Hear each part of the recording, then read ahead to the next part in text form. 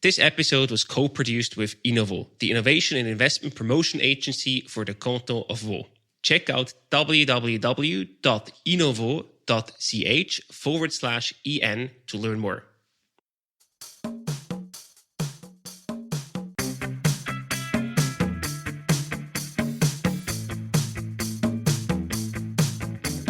Welcome to the Swisspreneur Show, a podcast about startup stories and learnings from experienced entrepreneurs. If you enjoy listening to our show, make sure to follow the podcast and leave a rating. And now, here's your host, Merle.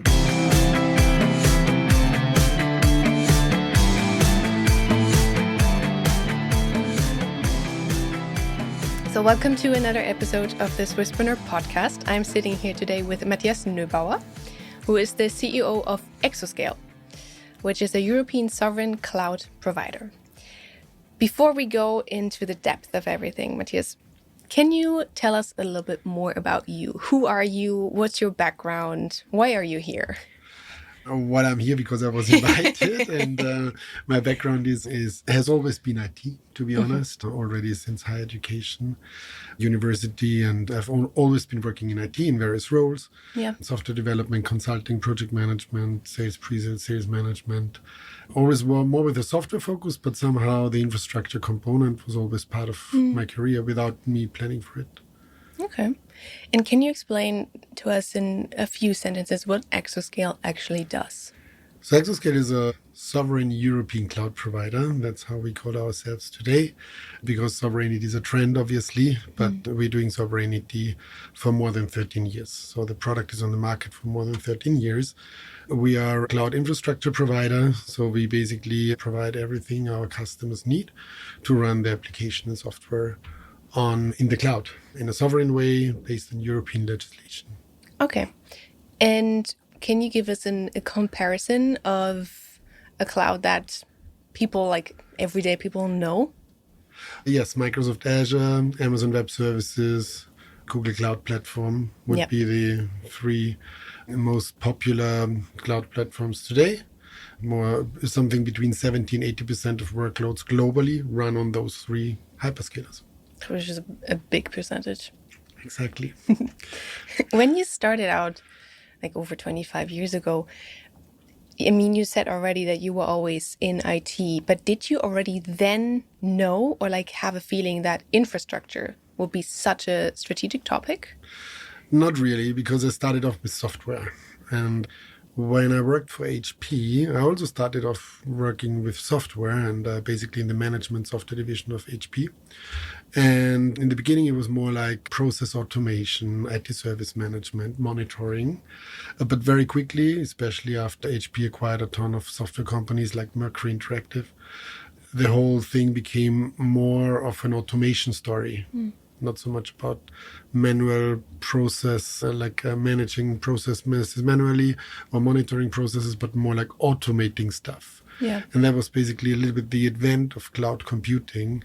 And later on, when I was at Microsoft, basically my first year, I was responsible as a specialist manager for everything that is not on the client. So basically everything on the back end.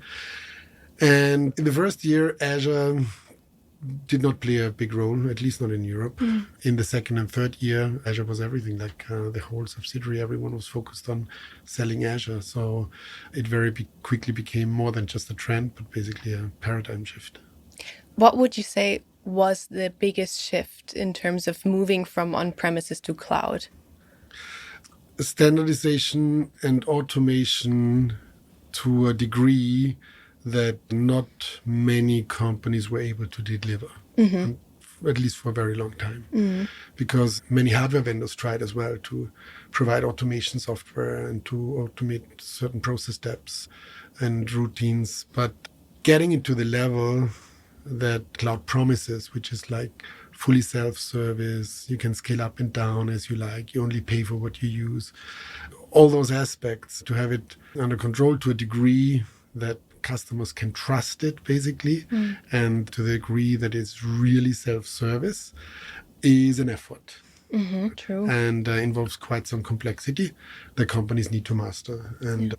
And we are one of those companies in Europe who master that. Okay.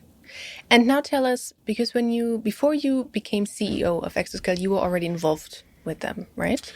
Yeah, basically I triggered the M&A process. Okay. So as part of my new role at A1 Digital, A1 Digital was like basically the speedboat in the A1 group, taking care of over-the-top services. And I was the external employee number one, basically, and my job was to develop a cloud strategy and execute on the strategy. And for infrastructure as a service, it was pretty clear for us that we want to provide an alternative to the big hyperscalers, like a European alternative, respecting European legislation, guaranteeing that data and applications stay in those zones where the customers put them.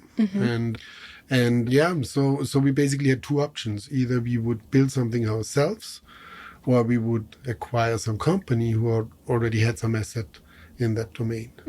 And what convinced you to take over the full responsibility of that? Well, I was always fully convinced since the very first day I had to fight a lot to make the acquisition happen. Yeah. And I was always 100% convinced that this is a thing that will have a bright future. We need to do it smart. It's a very challenging market, and it will be even more challenging now going forward as many people jump on the sovereignty train. But I was always convinced that the entire IT industry will not just run on 2 or 3 cloud service providers. Okay. Yeah. So that was 2016. A few years later, the International Banking Association in Basel made a very public statement saying, okay, we invested billions to make sure that banks are now stable and we are not entering the next banking crisis. But basically, we forgot about IT because there's 2 cloud service providers that most banks choose today. And now we're depending on two players out there. That's not good. Yeah. And it's also not good for the world. I think the world needs more diversity, and especially now, as we see in Europe, geopolitics change a lot. I think we have different values here in Europe that we want to protect. Like the rule of law is probably important. Democracy is hopefully important. And prosperity, and keeping prosperity also in Europe is hopefully also important. So a lot of things that just make perfect sense for Europeans to bet more on their own technology. And then when you stepped into the role, that was 2019? Yeah. What was the first thing that you addressed? Sales. Sales? Exoscale until that point was a very engineering-heavy organization. Well, it still is a very engineering-heavy organization, but there was no sales rep at all until that point in time. There was a self-service sales portal that worked, but we strongly believed we could do more if we hire salespeople and climb up the ladder. Climb up the ladder to win bigger customers, bigger projects. And it really paid off. Like within 12 months, we totally knew, okay, we need more sales reps, specialist sales reps that know what they're talking about because the market is tough. Our competition is also highly specialized. So and established So we better equip ourselves with the best salespeople we can get. And that's what we did. Were there any surprises that you ran into, like running a cloud provider, things that you didn't expect at first? Well, not really. I mean, no big surprises because I based on my professional career, I already had a pretty good idea how this would work. I didn't know it exactly because I didn't work for, I did work for a cloud service provider, but only on the sales side for a hyperscaler, where you only have very small portion of what it takes to run the whole cloud business. Now we need to do basically everything ourselves, so it involves a lot more disciplines, which is super interesting, which is challenging, of course, sometimes.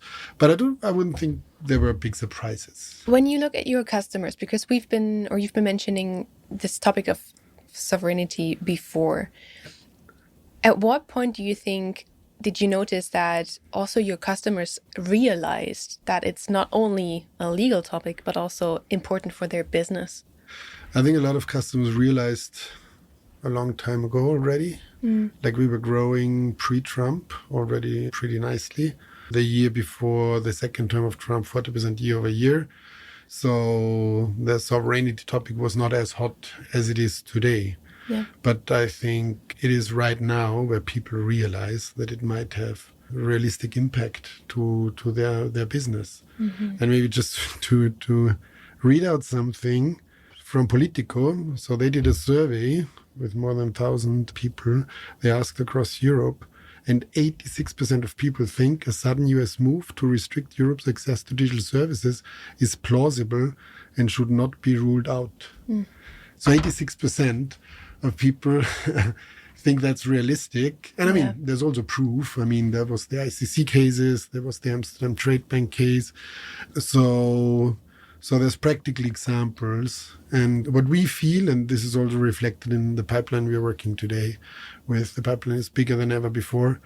Customers talking to us very concretely about migrating parts or the majority of their workloads is bigger than ever before. The customers are bigger than ever before. The projects are bigger than ever before.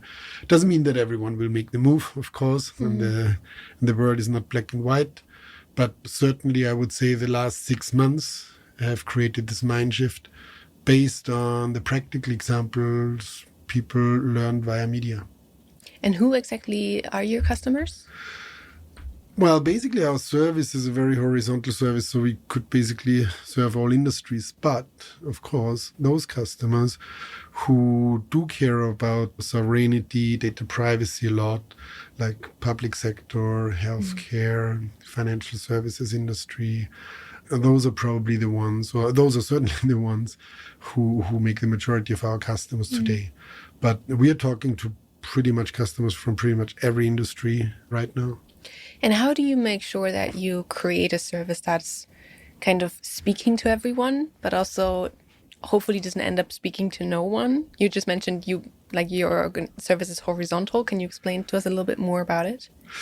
Well, I think everything we provide, I mean, it's not industry specific per se. Yeah. The things that are industry specific is more like the certifications we have and certain requirements that we deliver or that we fulfill for certain industries, financial sector, for example, or healthcare and so on. What is interesting to see, even if those requirements are coming from different industries, very often they're very similar. So since we have a ton of different certifications for our service, we learn that when we add a new one, it's very often just a repetition of what we did before. Like 80% of those requirements we already fulfill, and we can check the boxes and do something extra to make the new certification happen. But since what we deliver is like not industry specific, we can cater for the needs of pretty much every industry. So it's, quite flexible. Yeah. Okay. And how do you create trust? That's a very good question because I think what we do requires a lot of trust because our customers are heavily dependent on our service. And well, they can feel it, we can feel it. And well, how do we create trust?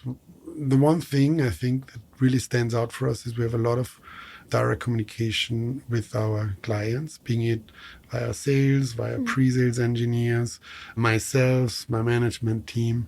Like we talk a lot with our customers and keep a very active conversation. The second aspect is transparency. So we chose to be super transparent with our customers about if something goes wrong and what do we do to prevent things going wrong again. Because customers know things can go wrong. And we believe the more transparent we are, the more trusted we can be. I agree. I think it's very human to say things can go wrong and we'll take you with us, basically. Yeah, that's very true. So you mentioned before that you also are in contact with your customers. So how do you, as a CEO, how do you decide when to stay close to the details and when to, take a step back? I would say so we have a very diverse team. Some team members are very mature. Some are relatively junior and they're growing as we are growing and as we are on our journey at Exoscale. And as long as I've got the feeling that my team or the members of my team who are working in the specific customer situation have things under control, I usually hold myself back unless the customer reaches out and wants to talk. And in situations where I think more guidance is needed, I jump in more. And we tried to have this balance of bringing in very skilled and experienced professionals, but also pretty junior people, and make them grow as we grow. And that makes a very diverse team of talents where you need to choose case by case where you jump in and where not. Okay. I wanted to ask you, because I saw that you have an MBA in entrepreneurship and innovation, and I would love to understand, how do you think that, or in which way this kind of maybe changed the way you approach leadership? Or did you find your own leadership style more like on the job, or what did you bring already to the job basically, and what did you learn during it? It's a very big question. Yeah, a very big question. But as far as leadership is concerned, I think I was very lucky that I was working for HP and Microsoft at times where those companies invested a lot in leadership, people management, and dedicated a lot of time for people management and leadership. And I think the real life experience during those periods were the most impactful for me. The MBA I did relatively early on in my career, so I did not have super extensive management duties at that time. So I was listening in, I was basically learning from conversations with peers. And I would probably say I should have done it 5 years later. But then there's never the real best point in time, because then 5 years later I would have been too busy to do it. So, I mean, it did help for sure. But I think learning on the job and along the job, that was probably the best experience and the most impactful thing for me as far as my leadership style is concerned. What would you say is your leadership style? I try to be as adaptive as possible to the situation, because as I mentioned before, we sometimes have super experienced people on the team, then super junior people on the team, and it really depends. I also try to be very collaborative, so most of the decisions we're making, we're doing in the trio of myself, Antoine, our COO, and Bruno, our CTO. And actually, after this, I'm going to Lausanne, and we're spending the whole day tomorrow. And a lot of those important decisions we're doing in this smaller circle. But as we grew the organization, we now established a bigger circle, like the extended leadership team. And now we are pushing decisions down to the extended leadership team and developing this extended leadership team so that we can naturally evolve the organization to be capable and ready for growth. And I mean, the industry is changing incredibly fast, and there are always new things coming up, right? How do you keep focus on maybe your path that you want to go, but also how you need to adapt? How do you do that? Well, the good thing is, yes, the industry is becoming faster, more complex, but certain things stay pretty much the same. And our vision was always, we want to be one of the top European sovereign cloud providers. We didn't call it sovereign in 2016 because we didn't use the word, but basically that's what that was what was on our mind at that point in time, and that did not change. So we still believe that we should have one of the top spots in Europe. Looking at the product itself, we are super convinced that we have an outstanding product. And that's also what customers tell us when they compare our product with other European products today. So definitely a solid foundation we can build upon, lots of potential we can realize. But we certainly need to step up our game, just as everyone else needs to step up their game with the growth that is to be expected on the sovereign cloud side. Have you make use of the startup ecosystem in Switzerland, or maybe Austria also? Well, we're part of Innovo. We've got the scale-up label. We're making active use of those facilities. And they did a great program like Scale Up for Founders in Singapore, November. I was part of that. It was really good. They did it together with IMD. So there was great training in combination with meeting local businesses in Singapore, and also mingling with people who have similar challenges because they're in a very similar situation. They're successful scale-ups. And yeah, that was really good. And out of those 15 other people on the course, with 2, we are about to do partnerships. There was even a business impact out of that. Yeah. Is there anything in the ecosystem that you're missing or that you feel is lacking? Well, overall, like on a greater scale, I think Europe really needs to step up their game when it comes to sovereign tech. Mm-hmm. And it's not just me saying that, it's way smarter people like Mario Draghi in the Draghi report sketching out Europe's future, saying if we don't own the cloud in Europe, if we don't have it more under control, we will not have the prosperity we want in Europe in a few years from now. And even the Nobel Prize winner for economy, Philippe Aghion, said something pretty similar, basically. Without innovation, there's no sovereignty, and without sovereignty, there's no prosperity. So what we need more here in Europe is more tech, and we're lagging behind big time.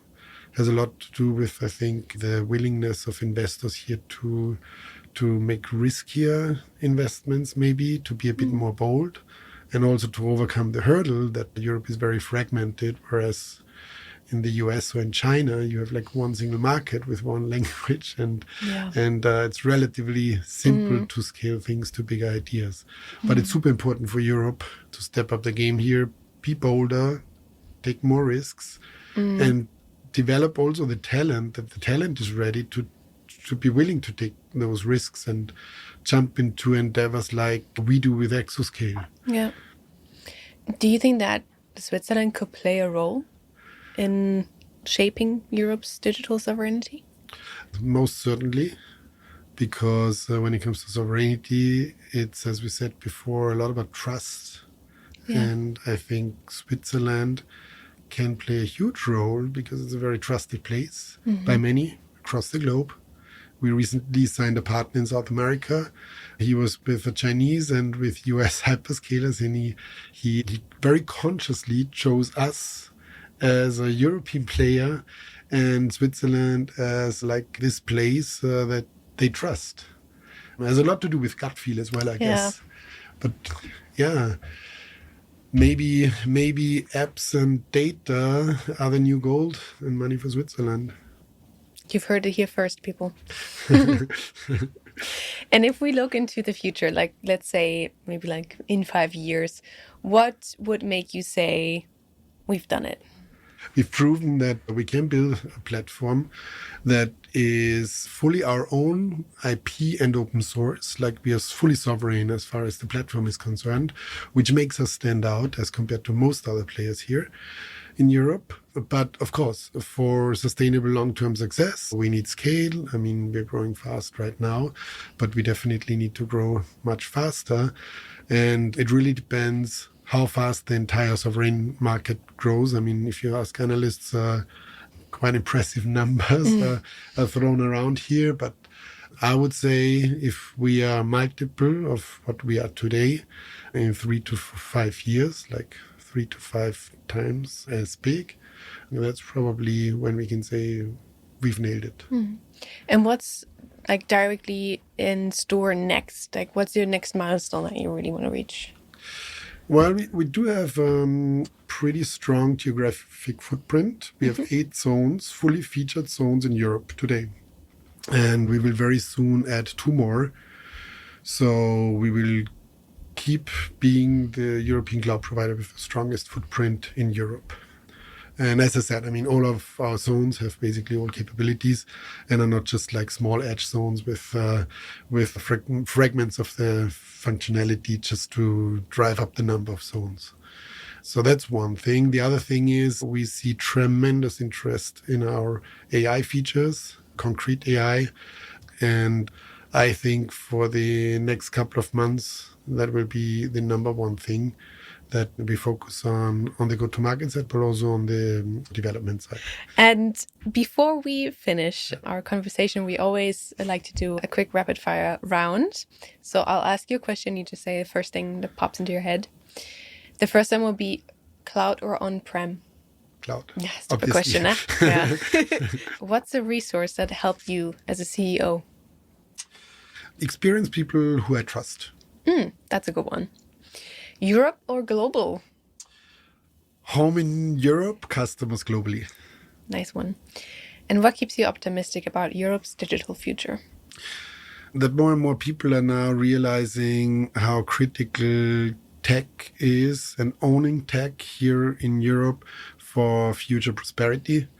And hopefully that will trigger enough investments and enough good decisions to really create an ecosystem that is world class. It will not be realized overnight, of course, but I think at the moment we do see a lot of strong signs and signals that people are willing to invest more.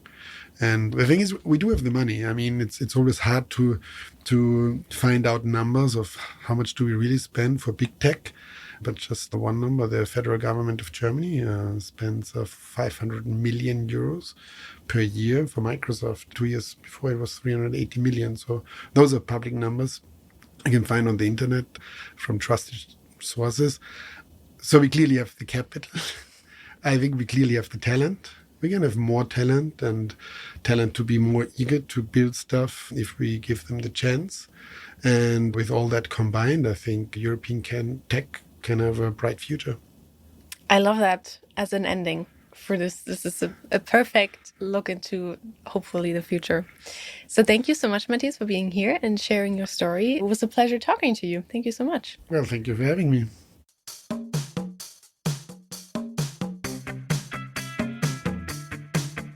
We hope you enjoyed today's episode. If you did, you can support us by rating our show on Apple Podcasts. This way, we can reach an ever-growing number of aspiring entrepreneurs.